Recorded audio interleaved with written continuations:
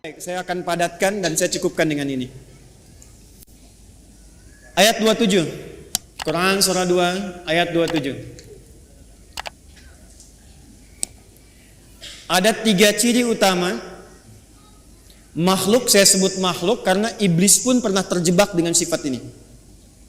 Nanti saya cerita belakangan kalau waktunya masih memungkinkan. Kita tarik ke dunia manusia dulu, ke kita saat ini. Ada 3 keadaan yang menjadikan seseorang bisa terkontaminasi dengan penyakit fusuk sehingga menjadi fasik. Illal fasiqin, kata al-fasiqin jamak dari kata fasik, kata kerjanya fasaqa. Sifat keadaannya disebut dengan fusuk.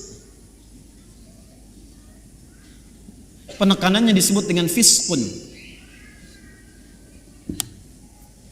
Fokus. Secara bahasa, kata fusuk artinya isyan. Bahasa kita yang dikenal dengan maksiat, penyimpangan dari kebaikan. Jadi setiap ada yang menyimpang dari kebaikan atau menolak dari perintah yang harus dijalankan, itu perbuatannya disebut dengan fasak. Makhluknya disebut dengan fasik, sifatnya keadaannya disebut dengan fusuk. Iblis yang punya sifat setan itu asalnya jin yang sangat taat. Sangat taat. Sampai ada riwayat menyebutkan saking taatnya kepada Allah, maka malaikat menyifatinya dengan Azazil, makhluk yang terhormat karena rajinnya ibadah kepada Allah. Cuman karena satu kejadian dia bergeser dari ketaatan, tidak mau menaati perintah Allah, menghindar dari perintah. Diminta oleh Allah hormat kepada Adam, sujud hormat kepada Adam. Jadi bukan persoalan sujudnya, persoalannya ini perintahnya. Jadi ketika dia tidak menunaikan perintah, menolak perintah itu dan tidak mau menaati karena maksiat, maka disebut oleh Quran berubah dari taat menjadi fasik. Maka turunlah Quran surah ke-18, surah Al-Kahf yang biasa kita baca di Jumat itu selain Yasin. Ayat 50, paling kanan pertengahan. Wa idh qulna lil malaikati isjudu li Adama fasajadu illa iblis. Siapa itu? Kana minal jinni fafasaqa. Fafasaqa an amri rabbi. Asalnya kata Al-Quran, iblis itu dari jin yang sangat taat. Dari mana taunya taat? Karena lawannya fasak ini. Fasak itu lawannya taat. Apa ayuti wa taat. Tapi karena tidak taat pada perintah Allah, tahu dari mana tidak taatnya? Quran surah 7 Al-A'raf ayat 11 sampai 12. Qala ma mana'aka alla tasjuda idh amartuk. Hei kamu, kata Allah, kenapa kamu enggak taat ketika aku perintahkan untuk sujud? Apa yang mencegah kamu untuk hormat pada Adam ketika aku perintahkan? Kata Allah, hei iblis, bukan masalah sujudnya, ini perintahku, kenapa enggak mau taat? Maka iblis menjawab, ana khairum minhu, khalaqtani min narin wa khalaqtahu min tin. Aku lebih hebat dibandingkan dengan dia. Kau ciptakan aku dari api, dia dari tanah. Enggak level, yang tinggi hormat ke bawah. Membawa kesombongan kepada diri itu namanya istakbar. Istakbar, menampakkan kesombongan namanya takabur. Karena dia membawa melekatkan kesombongan pada dirinya, maka pekerjaan itu disebut dengan istakbar. Enggan, tidak mau disebut dengan aba. Kenapa? Karena istakbar. Quran surah kedua Al-Baqarah ayat 34. Wa idh qulna lil malaikati isjudu li Adama fasajadu illa iblis aba wastakbar wa kana minal kafirin. Makanya ketika keburukan menutupi kebaikannya, ingat, ada baik menutup buruk, ada buruk menutup baik, itu beda. Kalau baik, ini pakaian baik. Menutup yang buruk, ada bagian tubuh kita yang gak enak dipandang, buruk. Makanya disebut aurat. Aurat itu gak enak kalau terbuka, aurat itu terbuka. Ya, aurat itu terbuka. Sesuatu yang terbuka gak enak dipandang. Beda dengan binatang kan? Binatang tuh nggak enak dilihat kalau dipakein, pakai pakaian. Manusia ada bagian tubuhnya yang nggak enak dipandang. Kalau dipandang nggak enak, makanya harus ditutup. Bahasa singkatnya disebut aurat namanya. Nah, yang buruk ditutup dengan yang baik, maka yang baiknya disebut dengan libas namanya. Dari kata labisa disebut libas. Walibasut taqwa dzalika khair. Sebaliknya, kalau yang buruk menutup yang baik, sudah ada yang baik, ditutup yang buruk, maka berubah kalimatnya menjadi balasa. Makhluk yang ketutupan itu disebut dengan iblis. Iblis kenapa disebut dengan iblis? Disebut dengan iblis untuk menggambarkan karena dia menutup semua sifat baiknya dengan kesombongan dan keburukan itu. Makanya sejak saat itu diharamkan oleh Allah kesombongan seakan-akan mengenakan jubah keagungan Allah Subhanahu wa taala. Jelas di sini? Balik sini. Nah, fasak itu perbuatannya. Fasik itu orangnya. Fasikin itu jamaknya. Secara singkat, fusuk ini sifatnya lawan dari taat, namanya maksiat. Jadi perbuatan-perbuatan maksiat yang dikerjakan oleh seseorang itu akan menutup keadaan dirinya, baik pandangan atau pendengaran bahkan lisannya, untuk bisa berinteraksi dengan Al-Quran dan menjadikannya sebagai pedoman. Contoh, singkat dan cepat saja. Ini mata nih. Kalau mata ini sering dipakai berbuat maksiat, maka maksiat itu lawannya taat. Jadi kalau maksiatnya naik, taatnya turun. Maka mata ini kalau dialihkan kepada Quran, nanti kalau sering dipakai maksiat untuk lihat Quran saja susah, nggak bisa. Maka alih-alih mendapatkan pedoman dari Quran, untuk lihat pun kadang-kadang nggak mampu. Padahal mushafnya sudah dia kumpulkan. Ada jenisnya dengan tajwidnya berwarna. Ada yang jenisnya besar, yang kecil, yang per kata, yang macam-macam. Itu dia koleksi, dia simpan. Tapi anehnya begini, setiap melihat mushaf itu nggak mampu hanya untuk mengambil atau melihatnya saja. Lewat lagi sampai berdebu. Baru ketika ada pengajian datang ke rumah, mama, mana mushaf kita yang ditempel itu di dinding? Ditempel di dinding. Apa tadi lihat? Nah, kalau sehari nggak bisa tuh berinteraksi dengan mushaf, dengan Quran, ambil mushaf yang paling besar, simpan di ruang tengah malam, buka begini, jangan dibaca, tanyakan dulu pada diri kita masing-masing, mengadu ke Allah, ya Allah, maksiat apa yang aku kerjakan di mata ini sehingga tak sanggup melihat Al-Quran sampai detik ini. Telinga, Anda dengar ngaji, dari masjid dengar ada tahrim, anak-anak dengar bacaan Quran, ada pengajian-pengajian, tapi telinganya nggak sanggup dengar. Kok kayaknya nggak enak? Ada yang gelisah, ada yang jenuh, bahkan ada yang anti. Artinya apa? Telinga ini seringkali digunakan untuk mendengar yang salah, maksiat. Quran surah ke-6 misalnya ayat 25, wa fi adhanihim waqra, di telinganya ada sumbatan. Telinganya ada sumbatan. Nah, ada 3 perbuatan besar dari maksiat ini yang kalau dikerjakan itu, dan kita berlindung pada Allah dari 3 perbuatan ini, kalau dikerjakan itu, maka secara otomatis dia akan mempengaruhi pelakunya langsung mendapatkan sifat fusuk dan berpotensi menjadi fasik sehingga tak mampu mendapatkan pedoman-pedoman dan petunjuk dalam Al-Quran. Secara cepat, apa saja perbuatannya untuk kita tinggalkan dan kita jauhi? 1. Alladzina yanquduna ahdallahi min ba'di mitsaqih. Perhatikan baik-baik. Yang pertama, penyakit ini berpotensi menyerang semua kalangan karena itu menggunakan kata alladzina. Disebutkan sebanyak 1080 kali dalam Al-Quran, mencakup semua tanpa kecuali. Laki-laki, perempuan, besar, kecil, tua, muda, dan seterusnya.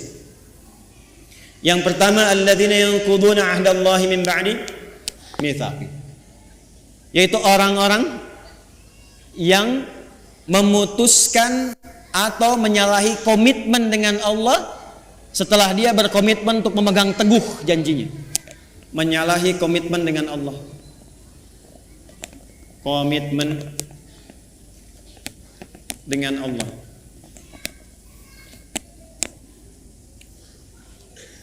Praktek langsung. Awas hati-hati, awas hati-hati. Apa komitmen pertama kita yang paling pokok dengan Allah?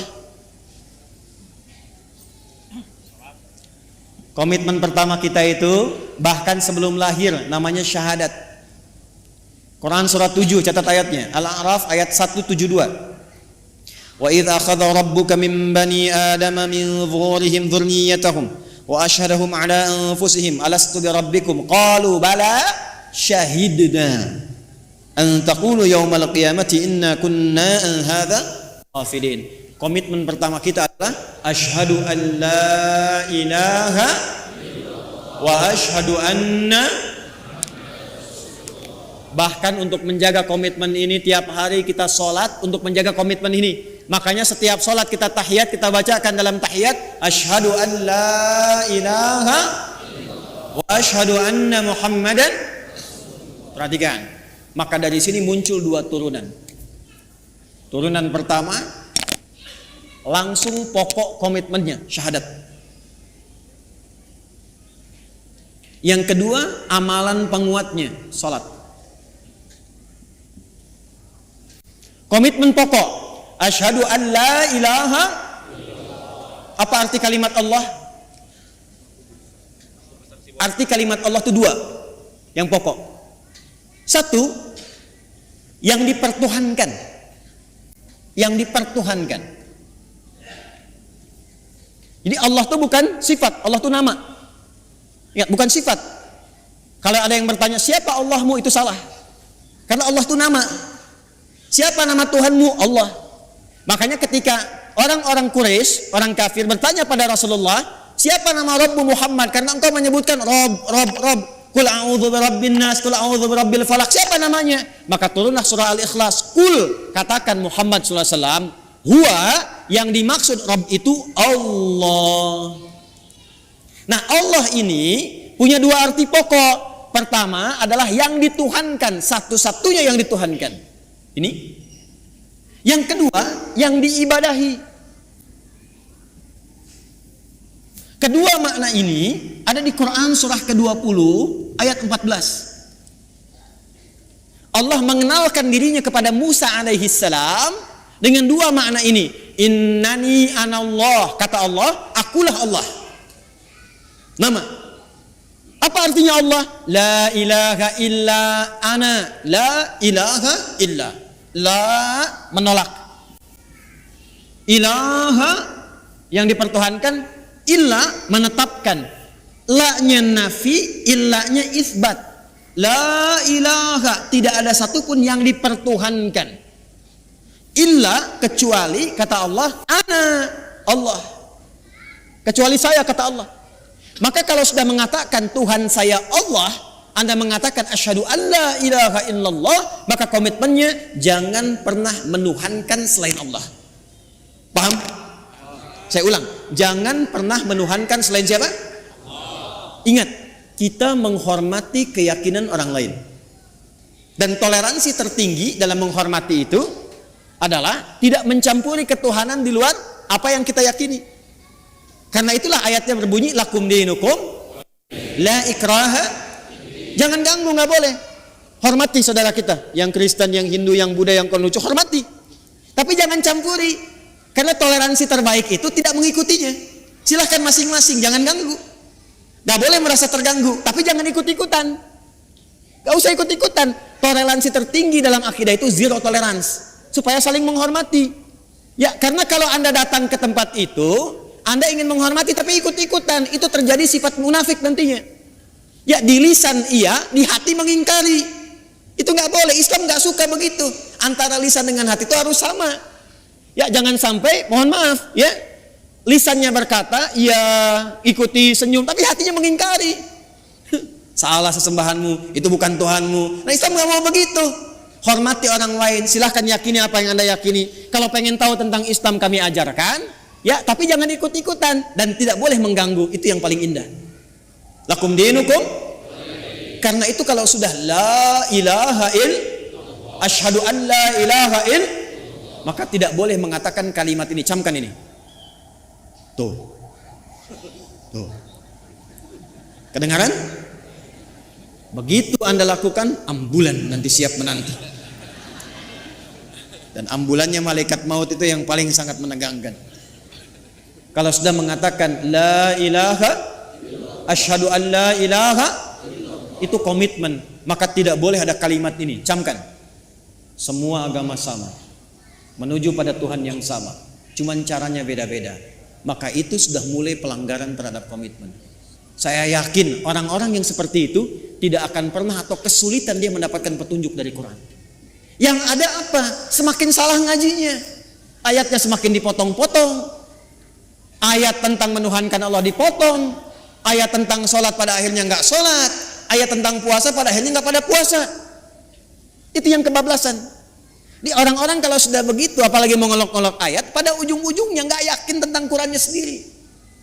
Dan kalau di tes ngaji, ujungnya nggak bisa ngaji juga itu. Ini yang bahaya. Di orang-orang yang seringkali melanggar komitmen, pada akhirnya sulit mendapatkan petunjuk dari Al-Quran. Yang ada, Quran akan dipotong-potong sesuai dengan selera nafsunya. Jelas? Awas. Saya kalau akidah agak tegas ya. 2, sholat. Ini amalannya. Bagi Anda yang sudah asyhadu an la ilaha, maka jaga komitmen itu lewat ibadah. Maka bagian keduanya kembali ke Quran surah 20 ayat 14. Innani anallahu la ilaha illa ana fa'budni. Buktikan untuk menyembah Allah yang dipertuhankan, diibadahi. Bagaimana caranya? Wa aqimis sholata lidzikri. Jaga la ilaha illallah itu lewat sholat. Makanya kalau ada orang yang sudah mulai malas sholat, itu secara otomatis akan sulit berinteraksi dengan Quran. Gak percaya silakan. Anda, jangan Anda lah ya.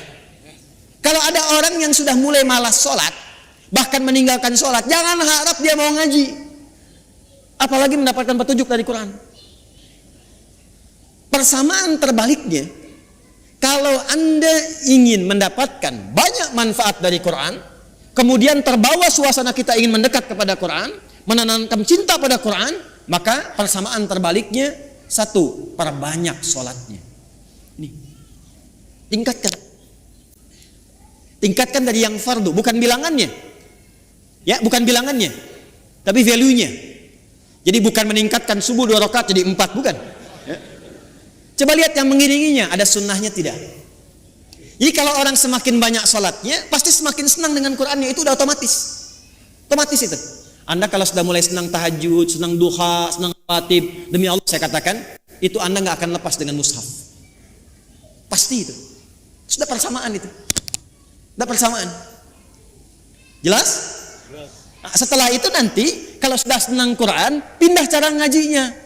Dari mulai belajar baca, belajar pahami, sampai keluarkan kurikulum hidup yang sesuai dengan aktivitas Anda.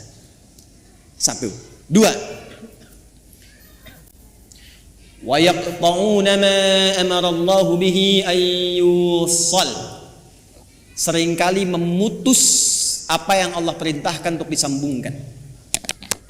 Memutus hubungan. Memutus apa yang Allah perintahkan untuk disambung. Ini babnya banyak. Saya ulang, babnya banyak. Saya ambil contoh yang paling gampang dengan akhlak. Awas, tes nih. Dengan orang tua. Awas, jangan-jangan ngaji sekarang kelihatan nyaman, enak, baik-baik dan sebagainya, ternyata dengan orang tua belum selesai masalahnya. Orang tua dengan anak harus nyambung tidak? Harus sayang tidak? Maka kalau ada anak berbuat tidak baik kepada kedua orang tua, walaupun dia akan dipaksa untuk mengaji, jangan harap mendapatkan manfaat yang cepat dari Quran yang dia kaji itu. Mandek pasti itu. Persamaan terbaliknya, kalau Anda menginginkan anaknya ingin cepat lekat dengan Quran, maka berbuat baik pada orang tua. Persamaannya dipersamakan lagi, kalau ibu ingin anaknya dekat dengan Al-Quran, ya, maka ibu sayangi anak, perbanyak doa kepada Allah, mintakan supaya anak itu bisa lekat dengan Quran. Jadi saya ingin katakan, menyambung hubungan dengan yang Allah perintahkan disambung, dengan orang tua, dengan ibu, dengan ayah, kasih sayang yang baik, berikan perhatian, doa, itu salah satu fadilahnya mempercepat kemampuan kita untuk menangkap petunjuk dari Al-Quran. Dan itu yang dilakukan oleh ulama-ulama dulu. Ibu jangan lihat Imam Syafi'inya sekarang karya dan umatnya banyak. Kalau Anda pengen tahu Imam Syafi'i itu bisa demikian, salah satunya perjuangan ibunya yang single parent. Lahir di Gaza, datang ke Mekah digendong-gendong tuh dari tawafnya sampai diajarin dan sebagainya. Jadinya seperti sekarang. Imam Ahmad bin Hanbal, ibunya single parent. Apa yang dilakukan? Musim dingin pun itu masih masak air, Bu, Pak. Diwudukan ibunya. Digendong di tempat, disimpan di majlis ulama, ngaji di situ sampai jadi bintang setelahnya. Murid Imam Syafi'i. Imam Al-Bukhari itu yang berjuang ibunya single parent. Mazhabnya Syafi'i. Jadi ada persamaan antara menyambung sesuatu dengan erat dengan dan petunjuk dari Al-Quran. Maka kalau ingin mendapatkan kemuliaan Al-Quran, dimulai dengan salah satunya apa? Minta ridho orang tua siapa yang masih ada. Minta doa. Ibu jangan diminta, doakan anaknya. Ya, minimal ada satu di keluarga yang jadi kebanggaan. Di akhirat, Bu. Karena kalau dunia sementara. Harus ada di keluarga Anda itu, saya, kita, yang dipanggil di akhirat mewakili keluarga besar. Jadi kebanggaan. Itu loh anak-anak yang sering Anda lihat orang tuanya itu orang biasa. Ya, hartanya nggak banyak, makannya terbatas, Anda merasa kasihan. Jangan salah, mungkin yang perlu dikasihani itu Anda. Karena dia telah menciptakan, membuat sebuah sistem kehidupannya bahagia di sisi Allah. Jadi kebanggaan. Ternyata anaknya sudah hafal Quran 30 juz. Ternyata orang tuanya hafal Quran dengan 7 riwayat. Dan dia siapkan anaknya di kebanggaan di akhirat. Saat orang tua yang kadang dipandang sebelah mata di dunia itu, bahkan anaknya mampu memakaikan mahkota di kepala ibu dan ayahnya di hari kiamat kelak. Anda ada di mana? Harus berubah cara berpikirnya. Besok itu wafat, teman-teman. Besok itu kembali. 3 yang terakhir, wa yufsiduna fil ardh. Orang yang senang merusak. Fasad. Senang merusak. Fasad itu definisinya banyak. Ya, mencuri merusak tidak? Merusak. Menipu merusak tidak? Mencela merusak tidak? Jangan harap Anda ngaji, datang ke pengajian tapi senang mencela orang lain. Jangan harap mendapat petunjuk dari Quran dengan cara yang benar. Anda kerja, ngambil harta yang haram, korupsi, menipu dan sebagainya. Jangan harap dekat dengan Quran. Makanya orang-orang yang korupsi itu bisa dicek deh, pasti nggak bisa ngaji. Walaupun asalnya bisa ngaji, jauh dari Quran pada akhirnya. Saya di Libya pernah satu majlis dengan salah satu tokoh yang diagungkan oleh kalangan liberal. Namanya Jamal Al-Banna. Jamal Al-Banna ini dulunya itu salah satu yang sangat concern dalam hadis, hafal Quran. Tapi satu kali terjadi perubahan dalam hidupnya, singkatnya dia keluar ke barat.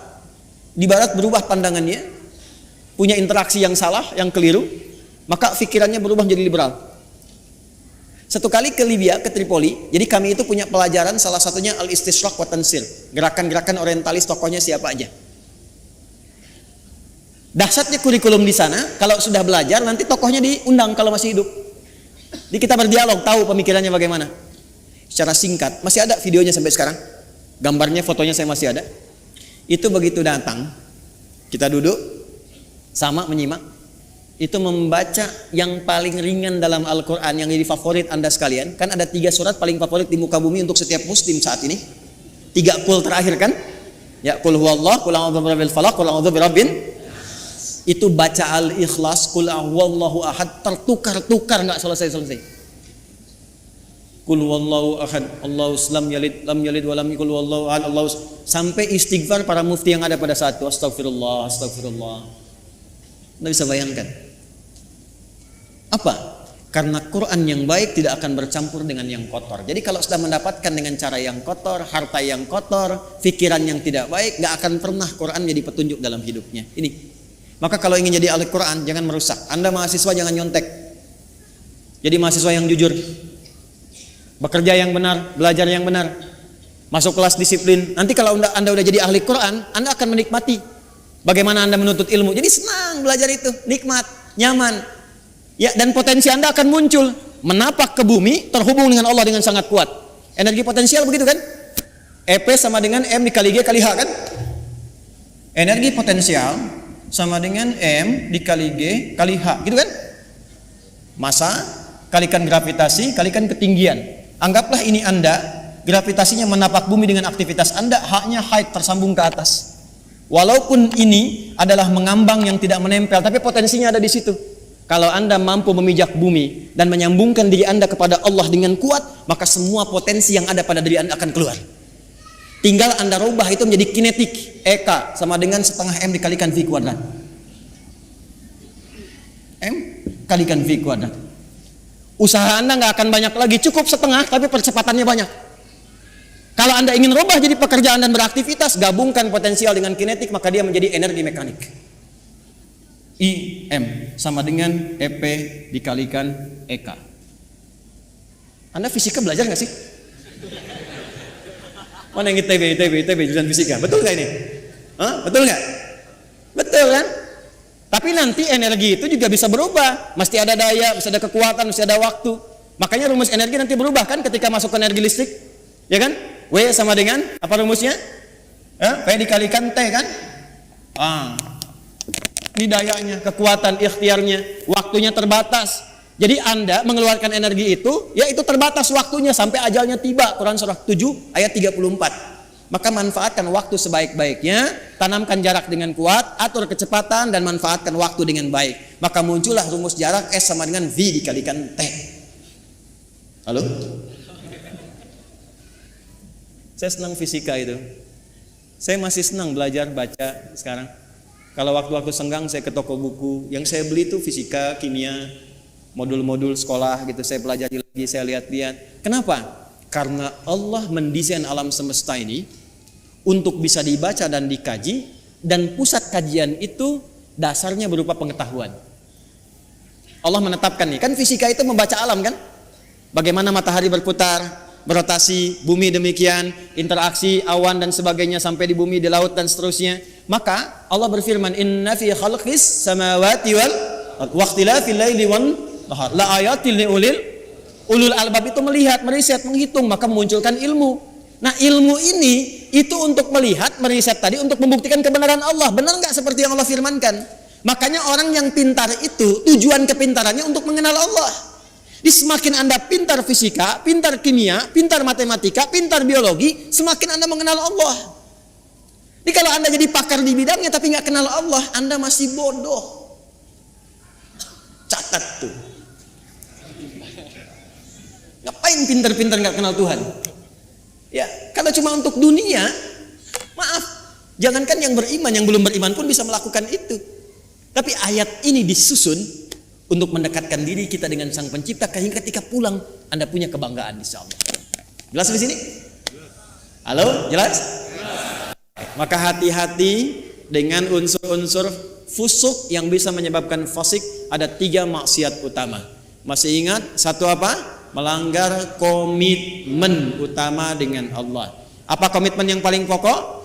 Asyhadu an la ilaha illallah wa asyhadu anna. Bagaimana cara menjaganya dalam bab apa? Salat. Semakin tingkatkan salat, semakin cepat kita mendapatkan cahaya Al-Quran. Apalagi kalau rajin jamaah, tidak pernah imam membaca dalam salat kecuali ayatnya seperti yang kita butuhkan. Yakin itu. Karena imam tuh kadang begini, udah menyiapkan ayat, tapi ketika sudah takbir, kadang bisa berubah ayatnya. Saya barusan pengen baca Al-Isra ayat 78 sampai 81. Tapi ketika mulai takbir Al-Fatihah, yang muncul apa? Az-Zariyat. Ayat 1 sampai ayat ke-29. Itu yang tadi kita bacakan. Saya yakin kalau Anda ngaji pulang ke rumah, lihat lagi. Di antara Anda pasti ada yang mengatakan, ini yang saya cari selama ini. Silahkan cek. Karena desainnya begitu. Kedua, jangan pernah memutuskan apapun yang Allah perintahkan untuk diapakan? Disambungkan. Contohnya, hubungan antara anak dengan siapa? Orang tua. Hubungan timbal balik ini kalau benar dilakukan, pasti akan memudahkan kita berinteraksi dengan Al-Quran. Yang ketiga, jangan pernah merusak dalam berbagai aktivitas di muka bumi. Kalau Anda pelajar, jadi pelajar yang baik. Jadi pengajar, dosen, pengajar yang baik. Jangan merusak murid. Hati-hati. Kalau Anda bekerja yang benar, jangan merusak sistem. Ya, dengan mencuri, dengan menyogok, dengan macam-macam, jauhi. Kalau semua yang dikerjakan benar dan baik, insya Allah semua pedoman Quran mudah untuk kita dapatkan, mudah untuk kita amalkan.